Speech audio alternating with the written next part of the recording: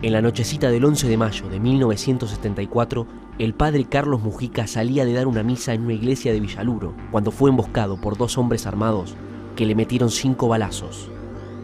Todo ser humano en una sociedad civilizada en la cual se aplican los principios de Jesucristo tiene que tener derecho a su trabajo y a su vivienda. Mujica era un personaje célebre del peronismo y, como tal, estaba inmerso en la grieta que a principios de los 70 dividía en dos el movimiento. De un lado, la izquierda armada, con Montoneros a la cabeza. Del otro, la AAA y José López Rega, el temible ministro de Desarrollo Social del tercer gobierno de Juan Domingo Perón. Hay gente que se va dando cuenta de que realmente, bueno, el pueblo puede, a través de elecciones absolutamente libres, el pueblo accede al poder y entonces quiere crear un clima que justifique un acentuamiento de una dictadura. 50 años después de su muerte, aún no se sabe quién lo mató. Algunos sostienen que fue la izquierda armada peronista, los líderes de Montoneros, y para quienes después del retorno del peronismo al poder, empezaron a verlo como un traidor. Para otros fue la AAA, brazo armado de la derecha peronista. Los únicos que han cambiado el mundo han sido los idealistas. El más grande de todos los idealistas ha sido Jesucristo, que soñó que un día los hombres todos íbamos a dejar de ser pecadores, y dio la vida por eso. Yo creo que el que no es idealista es un cadáver vivo. De familia conservadora y antiperonista a cura Villero, un referente de los pobres con pinta de modelo que salía en televisión y firmaba notas de opinión en las revistas más influyentes de su tiempo. La figura del padre Mujica condensó como ninguna otra una década en la que la violencia política era moneda corriente. Al ser una persona que parecía un galán de cine, con toda su historia de un chico bien proveniente de un hogar de la élite porteña, que elige ser peronista y dedicarse a los pobres, todo eso le da un aire romántico que termina en una muerte cinematográfica. Muy cerca de la casa donde vivía la familia Mujica y a la vez a una distancia sideral está la Villa de Retiro, la 31.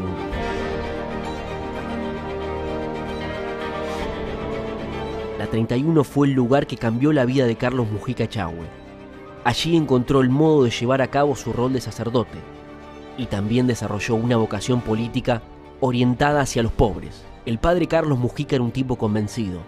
Para él, la iglesia debía tener un rol activo en la vida política del país. Pero en ese momento, a tono con lo que pasaba fuera del país, había un fuerte deseo de cambio y una impugnación muy fuerte también de la sociedad consumista, capitalista, tradicionalista y en el caso de nuestros curas progresistas, pecadora. Y ya no había esperanzas en la democracia, por lo menos en la democracia liberal, había que hacer la revolución. A finales de los 60, Mujica conoció en un grupo misionero a Fernando Abal Medina, Mario Eduardo Firmenich y Carlos Gustavo Ramos, quienes años después serían miembros de los fundadores de Montoneros. Cuando Mujica descubre el mundo de los pobres y el peronismo, también entre sus múltiples actividades, él tenía una que era ser asesor espiritual de la Acción Católica.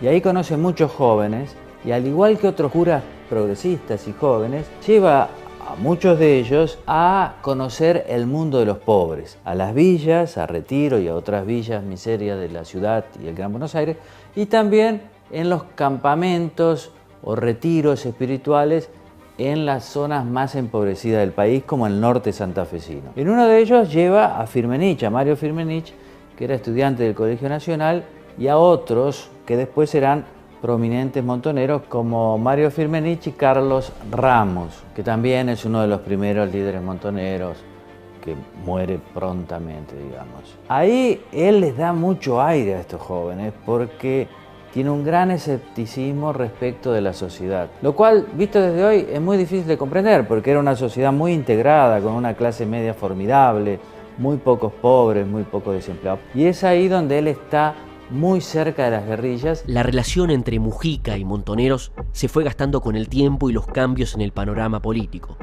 Con el retorno del peronismo al gobierno y el fin de una proscripción que había durado casi 2 décadas, el sacerdote empezó a cuestionar a la conducción del grupo. Ese vínculo terminó de romperse definitivamente el 25 de septiembre de 1973. Este es el clima que se vive. En este lugar, producto de un atentado, murió el dirigente José Ignacio Rucci. El asesinato de José Ignacio Rucci, secretario general de la CGT y hombre de confianza de Perón, llevó a Mujica a calificar de antipueblo el accionar de Montoneros. El cura fue uno de los impulsores de la creación de la Juventud Peronista Lealtad, que representó una disidencia en la tendencia revolucionaria. Para él, era el momento de bajar las armas y consolidar la democracia. Montoneros y sus aliados se encargaban de responderle a través de editoriales en las revistas alineadas a la izquierda guerrillera. El 1 de mayo de 1974, Perón rompió con Montoneros en el famoso acto por el Día del Trabajador. No me equivoqué, ni en la apreciación de los días que venían, ni en la calidad de la organización sindical a través de 20 años, pese a estos estúpidos que gritan. Mujica había quedado del lado del presidente, en la vereda contraria de esos jóvenes de los que había sido una suerte de guía espiritual y que ahora lo consideraban algo así como un traidor. En el ala derecha del peronismo, López Rega era la voz de mando. El ministro de Bienestar Social aprovechaba la debilidad de Perón, quien transitaba sus últimos meses de vida, para concentrar poder en el gobierno. Mujica tampoco tenía una buena relación con él. En agosto del 73, Mujica había renunciado a su cargo de asesor del Ministerio de Bienestar Social, que llevó a cabo ad honorem, por diferencias en la política de viviendas. Tras esa renuncia, López Rega le jugó sucio. En diálogo con la prensa, el brujo sembró la duda sobre los 34 millones de pesos que el gobierno había destinado para obras en la Villa 31. Mujica lo fue a buscar al ministerio y discutieron. Hay testigos que dicen que López Rega lo amenazó de muerte. Eso fue a finales de agosto del 73. Esa enemistad sigue, porque después en diciembre del 73, el órgano más afín, digamos, a López Rega, que era una revista que llamaba El Caudillo, le dedica también un editorial tremendo, Óigame Padre, al padre Mujica. Las dudas sobre su asesinato no son lo único que sobrevive en torno a la figura del padre Mujica. También está su legado. El padre Ignacio Bagatini es el responsable de la capilla Cristo Obrero, la iglesia situada en la Villa 31, donde Mujica daba misa todos los días. Como Mujica hace 50 años, el padre Nacho también tiene un rol activo en el barrio. Mantiene vigente esa idea de cura villero que Mujica reivindicó en su época, aunque hoy los problemas son muy distintos. Acá es donde descansa el cuerpo, los restos del padre Carlos Mujica. Este lugar, bueno, acá tenemos muchas placas que se van poniendo de agradecimientos que tenemos de distintas personas, funcionarios, gente del barrio, gente que lo conoció. Acá teníamos una chapita que hace poquito se la llevaron, ahora la tenemos que pintar. Se la llevaron porque es una de las dificultades que tenemos, ¿no? Nosotros trabajamos mucho con chicos en situaciones de consumo, chicos y chicas, que vamos levantando de la calle, van a nuestro centro barrial de los Hogares de Cristo. Acá hacen talleres deportivos. Y viste que bueno, el consumo te lleva a que todo el tiempo estás buscando un cable para sacarle el cobre, una chapita, un bronce. Esta lo tenemos que agarrarla bien fuerte porque es la única que nos queda de bronce.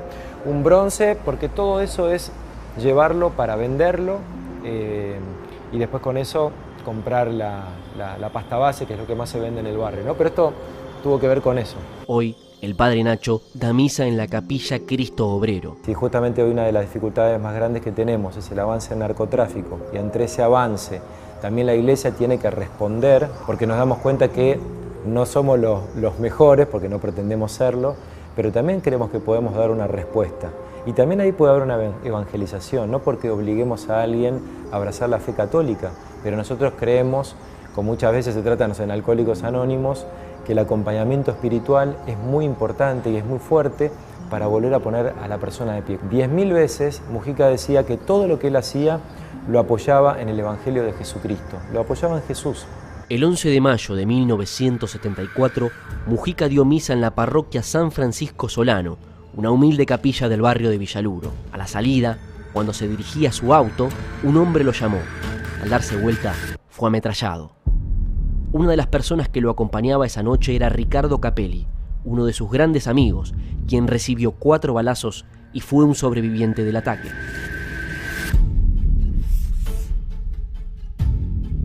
Muchos años después del crimen, Capelli dijo que el hombre que asesinó Mujica fue Rodolfo Almirón, uno de los jefes de la AAA, la organización parapolicial que en el momento del asesinato no era reconocida con ese nombre. Capelli dijo que había permanecido callado durante tanto tiempo porque temía por su vida. La causa estuvo muerta durante muchos años. Pero va a resucitar con el kirchnerismo, fuertemente, con el juez Norberto Ollarvide, que demora unos años, pero logra editar algunos testimonios, otros los relativiza, logra que un testigo 37 años después diga todo lo que dije antes no es verdad, en realidad lo mató el subcomisario Almirón, que era uno de los custodias de López Rega, pero también de Perón, fue la AAA. En 2012, basado en gran parte en el testimonio de Capelli, el ex juez Norberto Ollarvide estableció que Mujica había sido asesinado por la AAA. Para muchos, esa movida judicial fue un intento de un sector de la política por limpiar la imagen de la militancia de los 70. Es interesante lo que hace el juez Ollarvide, porque la presidencia era del general Perón, pero él toma el asesinato de Mujica dentro de otros asesinatos atribuidos a la AAA y atribuye la culpabilidad última a Isabel Perón. Y trata de extraditarla de España, España lo niega, dice que es un mamarracho. Ollarvide dice, no, el general Perón no tuvo nada que ver con el asesinato de Mujica. Isabelita sí. ¿Quién lo mató? Creo que hay dos hipótesis, o Montoneros, la izquierda armada del peronismo, o la AAA, la derecha armada del peronismo. En el libro yo cotejo estas dos hipótesis. No me parece que haya pruebas firmes para decir fue uno u otro. A 50 años de su muerte, no está claro quién ordenó la muerte de Mujica. Sus formas y sus principios sobreviven en los cientos de curas villeros que trabajan a lo largo y ancho del país. Hoy, la Villa 31 lleva su nombre.